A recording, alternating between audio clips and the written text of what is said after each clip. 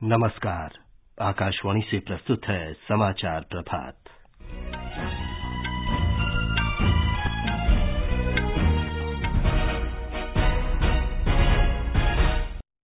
Operation Kaveri के अंतर्गत Sudan से अब तक 3,200 से अधिक भारतीयों को सुरक्षित निकाला गया।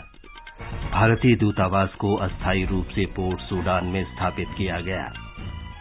कर्नाटका में चुनाव प्रचार जोरों पर, विभिन्न राजनीतिक दलों के प्रमुख नेताओं के दौरे, प्रधानमंत्री नरेंद्र मोदी आज कई रोड शो करेंगे। राष्ट्रीय अन्वेषण अभिकरण एनआईए ने पाकिस्तान समर्थित आतंकवादी साजिश के मामले में जम्मू कश्मीर में अनेक स्थानों पर छापे मारे। मौसम विभाग ने देश के उत्तर पश्चिमी इलाकों में तेज वर्षा का ऑरेंज अलर्ट जारी किया और आईपीएल क्रिकेट में कल दिल्ली कैपिटल्स ने गुजरात टाइटंस को 5 रन से हराया। समाचार प्रभात के साथ मैं विमलेंदु पांडे। ऑपरेशन कावेरी के अंतर्गत सूडान से अब तक 3,200 से अधिक भारतीयों को निकाला जा चुका है। खर्तूम में भारतीय दूतावास ने बताया है कि कल तक भारतीय नौसेना के जहाजों और वायुसेना के 13 विमानों के जरिए नागरिकों को निकाला गया। खर्तूम और सूडान के अन्य स्थानों पर 15 अप्रैल से संघर्ष शुरू हुआ है। भारतीय दूतावास को अस्थायी रूप से पोर्ट सूडान में स्थापित किया गया है। हमारी संवाददाता ने बताया है कि सरकार ऑपरेशन कावेरी के जरिए अपने नागरिकों को लगातार निकालने का प्रयास कर रही है। भारतीय दूतावास ने भारतीय नागरिकों को सूडान से निकालने के लिए पहली बार 23 अप्रैल को खार्तूम से पोर्ट सूडान तक 6 बसों की व्यवस्था की। भारतीय समुदाय की मदद से पोर्ट सूडान में भारतीय दूतावास ने कॉम्बोनी स्कूल में एक केंद्र स्थापित किया और भारतीयों को हवाई और समुद्री मार्ग से निकालने की सुविधा प्रदान की। 25 अप्रैल को आईएनएस सुमेधा से भारतीयों के पहले जत्थे को रवाना किया गया था। विदेश मंत्रालय की टीम इस अभियान में तेजी लाने के लिए पोर्ट सूडान पहुंची। इस समय पोर्ट सूडान में इंडियन स्कूल का उपयोग सुविधा केंद्र के रूप में किया जा रहा है। यहाँ भारतीयों का पंजीकरण हो रहा है और उनके पारगमन आवास की व्यवस्था की जा रही है। दूतावास ने सूडान के विभिन्न हिस्सों से पोर्ट सूडान तक पहुंचने के लिए 62 बसों की व्यवस्था की है। इसने दक्षिण सूडान, मिस्र, चाड और जिबूती में भारतीयों की आवाजाही को भी सुगम बनाया। दूतावास ने श्रीलंका, नेपाल और बांग्लादेश के नागरिकों को निकालने में भी सहायता उपलब्ध कराई। सुपर्णा सैकिया की रिपोर्ट के साथ समाचार कक्ष से शशिभूषण त्रिपाठी।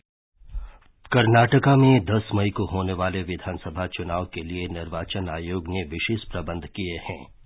हमारी संवाददाता ने बताया है कि इन मतदान केंद्रों का उद्देश्य मतदाताओं को वोट डालने के लिए प्रोत्साहित करना और बेहतर अनुभव प्रदान करना है। मैसूरू, चामराजनगरा, कोडगु, दक्षिण कन्नड़ा और उडुपी में लगभग 40 एथनिक बूथ्स बनाए जा रहे हैं। आदिवासी प्रजातियां, जेनू और काडू कुर्बा के जीवन शैली, रहन सहन को दर्शाने वाला बूथ्स होंगे। एथनिक बूथ्स के अलावा थीम बेस्ड पोलिंग बूथ्स भी बनाए जा रहे हैं। राज्य में 300 थीम बेस्ड पोलिंग बूथ्स बनाए जाएंगे। तटीय जिला दक्षिण कन्नड़ा और उडुपी में यक्षगान नृत्य और कंबला खेल का चित्रण होगा।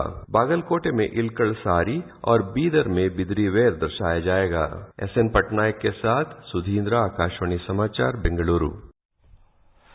प्रधानमंत्री नरेंद्र मोदी कर्नाटका में आज फिर चुनाव प्रचार करेंगे।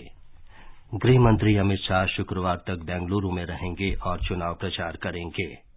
कांग्रेस महासचिव प्रियंका गांधी वाड्रा विजयपुरा जिले में प्रचार करेंगी और कांग्रेस के प्रदेश अध्यक्ष डीके शिवकुमार मैसूरू और हासन जिलों में प्रचार कर रहे हैं। निर्वाचन आयोग ने सभी राष्ट्रीय और राज्य स्तर के राजनीतिक दलों और उनके प्रचारकों से चुनाव प्रचार अभियान के दौरान संयम बरतने और चुनावी माहौल को खराब न करने का परामर्श जारी किया है। कर्नाटका विधानसभा चुनाव प्रचार के दौरान हाल के चुनावी भाषणों के मद्देनजर ये परामर्श जारी किया गया है। परामर्श में निर्वाचन आयोग ने कहा है कि सभी संबद्ध राजनीतिक दलों और पक्षों के लिए चुनाव आचार संहिता और मर्यादा का अनुपालन अनिवार्य है। भारतीय जनता पार्टी ने निर्वाचन आयोग के परामर्श का स्वागत किया है। वाणिज्य और उद्योग मंत्री पीयूष गोयल ने कहा है कि भारत ने एथेनॉल क्षेत्र में अभूतपूर्व विकास से दुनिया के समक्ष मिसाल पेश की है। नई दिल्ली में मक्का से एथेनॉल बनाने के बारे में राष्ट्रीय सेमिनार को संबोधित करते हुए उन्होंने कहा कि पिछले 9 वर्षों में चीनी क्षेत्र आत्मनिर्भर हो गया है। पिछले पिराई मौसम के लिए किसानों को लगभग 100% भुगतान किया जा चुका है। उन्होंने कहा कि अब एथेनॉल से मक्का किसानों की आय बढ़ाने में मदद मिलेगी और उन्हें भी गन्ना किसानों की तरह वृद्धि और विकास का लाभ मिलेगा। उन्होंने कहा कि हजारों करोड़ रुपए के निवेश से ग्रामीण क्षेत्रों में रोजगार के अनेक अवसर पैदा हुए हैं। श्री गोयल ने कहा कि एथेनॉल जैसा पर्यावरण अनुकूल ईंधन प्रधानमंत्री नरेंद्र मोदी की प्राथमिकता सूची में सबसे ऊपर रहा है। श्रीलंका की बड़ी दूरसंचार कंपनी डायलॉग एक्सीटा और भारत की भारती एयरटेल के बीच एक समझौते पर हस्ताक्षर किए गए हैं, जिसमें दोनों कंपनियों की श्रीलंका स्थित सहायक कंपनियों के विलय का प्रावधान है। इस विलय से भारती एयरटेल को श्रीलंका में बड़े स्तर पर उपभोक्ताओं तक पहुंच कायम करने में मदद मिलेगी। ये समाचार आकाशवाणी से प्रसारित किए जा रहे हैं। समाचार प्रभात में आपका फिर स्वागत है। राष्ट्रीय अन्वेषण अभिकरण एनआईए ने पाकिस्तान समर्थित आतंकवादी साजिश के मामले में जम्मू कश्मीर में 12 स्थानों पर छापे मारे हैं। ये मामला आतंकी संगठनों द्वारा जम्मू कश्मीर में स्टिकी बम, विस्फोटकों और छोटे हथियारों से हिंसक आतंकी हमले करने के लिए साजिश रचने से संबंधित है। स्थानीय युवाओं के सहयोग से जम्मू कश्मीर में आतंकी गतिविधियों को अंजाम देने के लिए आतंकवादी गुटों की बड़ी साजिश का हिस्सा है। सूचना और प्रसारण मंत्री अनुराग सिंह ठाकुर ने कहा है कि कर्नाटक में बजरंग दल पर प्रतिबंध लगाने का वायदा और इसकी तुलना आतंकी संगठन पीएफआई से करके कांग्रेस ने एक बार फिर राष्ट्रवादी संगठनों के प्रति अपने सांप्रदायिक चरित्र और नफरत का परिचय दिया है। श्री ठाकुर ने एक ट्वीट में कहा कि नरेंद्र मोदी सरकार ने पीएफआई पर पहले ही प्रतिबंध लगा दिया है। उन्होंने कहा कि लोग ये नहीं भूले हैं कि कांग्रेस ने किस तरह आतंकी संगठन इंडियन मुजाहिदीन का बचाव किया था। उन्होंने कहा कि कांग्रेस ने राम मंदिर का भी विरोध किया है और यहां तक कि भगवान के अस्तित्व को भी चुनौती दी है। गुजरात उच्च न्यायालय ने मोदी उपनाम मानहानि मामले में कांग्रेस के नेता राहुल गांधी को अंतरिम राहत देने से इनकार कर दिया है।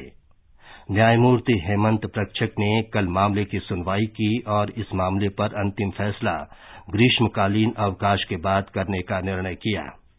इस मामले में निचली अदालत की 2 साल की सजा को स्थगित करने के लिए श्री गांधी उच्च न्यायालय गए थे। केंद्र ने सभी राज्यों और केंद्र शासित प्रदेशों से आग्रह किया है कि वे सट्टेबाजी और जुए जैसे प्लेटफॉर्म के प्रचार पर नियंत्रण के लिए उचित कदम उठाएं। सूचना और प्रसारण मंत्रालय के सचिव अपूर्व चंद्र ने कहा कि ऑनलाइन सट्टेबाजी वेबसाइट और प्लेटफॉर्म पर मोटे तौर पर प्रिंट, इलेक्ट्रॉनिक और डिजिटल मीडिया पर नियंत्रण कर लिया है, लेकिन अब ये पता चला है कि सट्टेबाजी और जुए जैसे काम आउटडोर मीडिया के जरिए भी किए जा रहे हैं। भारतीय विशिष्ट पहचान प्राधिकरण ने आधार में दर्ज मोबाइल नंबर और ई-मेल आईडी की पुष्टि करने की अनुमति दी है। प्राधिकरण ने कहा है कि ऐसी शिकायतें मिली थीं कि निवासियों को आधार में दर्ज मोबाइल नंबर और आईडी के बारे में उन्हें स्पष्ट जानकारी नहीं है। लोग इससे आधार में दर्ज सूचनाओं की आसानी से जांच कर सकते हैं।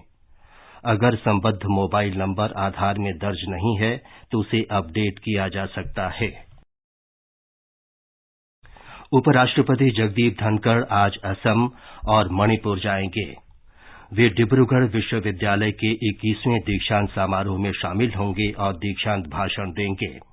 असम के राज्यपाल गुलाब चंद कटारिया, मुख्यमंत्री हेमंत बिस्व शर्मा और केंद्रीय मंत्री रामेश्वर तेली इस अवसर पर उपस्थित रहेंगे। डिब्रूगढ़ विश्वविद्यालय की स्थापना 1965 में हुई थी और ये ऊपरी असम में प्रमुख स्थानों में से एक है। मौसम विभाग ने देश के उत्तर पश्चिमी इलाकों में तेज वर्षा का ऑरेंज अलर्ट जारी किया है। पश्चिमी विक्षोभ के कारण राष्ट्रीय राजधानी दिल्ली में अगले 2 दिनों में तेज वर्षा का अनुमान है। विभाग ने बताया है कि पश्चिमी विक्षोभ हरियाणा के साथ पाकिस्तान और आसपास के क्षेत्रों में केंद्रित है, जिससे उत्तर पश्चिम भारत में वर्षा हो रही है। इसी कारण जम्मू कश्मीर, हिमाचल प्रदेश और उत्तराखंड में भी तेज वर्षा की आशंका है। इसी तरह पंजाब और हरियाणा में भी चेतावनी जारी की गई है। मौसम कार्यालय ने कहा है कि मध्य प्रदेश में भी अगले 3 दिनों तक वर्षा का अनुमान है। आईपीएल क्रिकेट में आज लखनऊ में दिन में 3:30 बजे से लखनऊ सुपर जायंट्स का मुकाबला चेन्नई सुपर किंग्स से होगा। आज ही मोहाली में शाम 7:30 बजे से पंजाब किंग्स का सामना मुंबई इंडियंस से होगा। कल रात अहमदाबाद में दिल्ली कैपिटल्स ने गुजरात टाइटंस को 5 रन से हरा दिया। दिल्ली कैपिटल्स ने पहले बल्लेबाजी करते हुए निर्धारित 20 ओवर में 8 विकेट पर 130 रन बनाए। 131 रन के लक्ष्य के जवाब में गुजरात टाइटंस 125 रन ही बना सके। ये समाचार हमारी वेबसाइट newsonair.gov.in/hindi पर भी उपलब्ध हैं। और अब समाचार पत्रों की सुर्खियों के साथ हैं फरहत नाज। धन्यवाद विमलेंदु। कर्नाटक विधानसभा चुनाव प्रचार अखबारों की बड़ी खबर है। कांग्रेस के घोषणा पत्र पर भाजपा की प्रतिक्रिया को अनेक अखबारों ने प्राथमिकता दी है। नवभारत टाइम्स की सुर्खी है, कांग्रेस का बजरंग दल और पीएफआई बैन करने का वायदा। राष्ट्रवादी कांग्रेस पार्टी के अध्यक्ष शरद पवार के पद छोड़ने के फैसले पर राजस्थान पत्रिका लिखता है, फैसले के बाद बढ़ी सरगर्मी। पंजाब केसरी का कहना है, नेताओं ने किया फैसले का विरोध। पुनर्विचार के लिए शरद पवार ने मांगा 2-3 दिन का समय। वाडिया समूह के स्वामित्व वाली एयरलाइन गो फर्स्ट की उड़ानें रद्द होने की खबर पर दैनिक भास्कर लिखता है, विमानन क्षेत्र में 7% हिस्से वाली कंपनी ने कहा, हम दिवालिया। टिकट रिफंड का वायदा। 28 से 30 हजार यात्रियों को संभालना बड़ी चुनौती। दैनिक जागरण की खबर है, फास्टैग से टोल संग्रह का रिकॉर्ड। एक दिन में मिले 193 करोड़ रुपए। जल्द शुरू होगा नेविगेशन आधारित टोल सिस्टम। इससे टोल भुगतान में 9 लोगों को और आसानी होगी। राष्ट्रीय सहारा की खबर है, हर तीसरा परिवार वित्तीय धोखाधड़ी का हुआ शिकार। 9 देशों के अभियान पर हिंदुस्तान लिखता है, डार्क वेब पर शिकंजा। अंतर्राष्ट्रीय पुलिस ने 288 को किया गिरफ्तार। $548 लाख की नकदी और वर्चुअल करेंसी पकड़ी गई। अमर उजाला का कहना है, दोस्तों की आवाज में फर्जी कॉल से ठगे गए 83% भारतीय। आर्टिफिशियल इंटेलिजेंस का इस्तेमाल कर साइबर अपराधियों ने ढूंढा धोखाधड़ी का नया तरीका। उधर राजस्थान पत्रिका लिखता है, आर्टिफिशियल इंटेलिजेंस के गॉडफादर हिंटन ने छोड़ा गूगल का साथ। तकनीकी के खतरों पर जताई चिंता। केंद्र की कंसल्टेंसी कंपनी वॉपकोस के पूर्व सीएमडी राजेंद्र कुमार गुप्ता के परिसरों पर सीबीआई के छापे पर जनसत्ता लिखता है, 20 करोड़ नकदी जब्त। एजेंसी ने दिल्ली, गुरुग्राम, चंडीगढ़, सोनीपत और गाजियाबाद में आरोपियों के परिसरों में 19 स्थानों पर तलाशी ली। इसमें 20 करोड़ रुपए की भारी नकदी, बड़ी मात्रा में गहने, कीमती सामान और आपत्तिजनक दस्तावेज बरामद किए गए। दैनिक जागरण का कहना है, केसर की कृषि को नई तकनीकी और शोध से विस्तार दे रहे हैं वैज्ञानिक। केसर की खेती को कश्मीर की वादियों से निकालकर मैदानी क्षेत्रों तक लाने के लिए विज्ञानी कर रहे हैं प्रयास। बिना मिट्टी के 100 वर्ग फीट के कमरे में उगा सकेंगे केसर। अंत में मुख्य समाचार एक बार फिर। ऑपरेशन कावेरी के अंतर्गत सूडान से अब तक 3,200 से अधिक भारतीयों को सुरक्षित निकाला गया। भारतीय दूतावास को अस्थायी रूप से पोर्ट सूडान में स्थापित किया गया है। भारतीय नौसेना के जहाजों और वायुसेना के 13 विमानों के जरिए नागरिकों को निकाला गया है। कर्नाटक में चुनाव प्रचार जोरों पर है। विभिन्न राजनीतिक दलों के प्रमुख नेताओं के दौरे। प्रधानमंत्री नरेंद्र मोदी आज कई रोड शो करेंगे। राष्ट्रीय अन्वेषण अभिकरण एनआईए ने पाकिस्तान समर्थित आतंकवादी साजिश के मामले में जम्मू कश्मीर में अनेक स्थानों पर छापे मारे। मौसम विभाग ने देश के उत्तर पश्चिमी इलाकों में तेज वर्षा का ऑरेंज अलर्ट जारी किया। और आईपीएल क्रिकेट में कल रोमांचक मैच में दिल्ली कैपिटल्स ने गुजरात टाइटंस को 5 रन से हराया। इसके साथ ही समाचार प्रभात का ये अंक समाप्त हुआ। नमस्कार।